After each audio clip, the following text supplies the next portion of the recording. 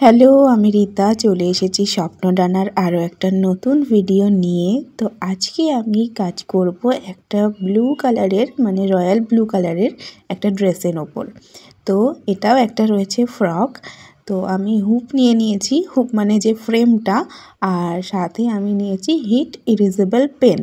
এটা দিয়ে কাজ করলে বেশ ভালো হয়। এমনি নর্মাল পেন দিয়ে করতে গেলে তো সেটার দাগটা থেকেই যায়, কিন্তু এই পেনটা দিয়ে করলে সেই প্রবলেমটা আর হয় না। তো সেক্ষেত্রে আমি এই পেনটাই ইউজ করি। তো সবাই দেখতেই পেলে আমি ফার্স্টে কিন্তু এটা ড্র করে নিয়েছি, তারপরে আমি ডলি সুতো দিয়ে আমি এই কাজটা কমপ্লিট করব।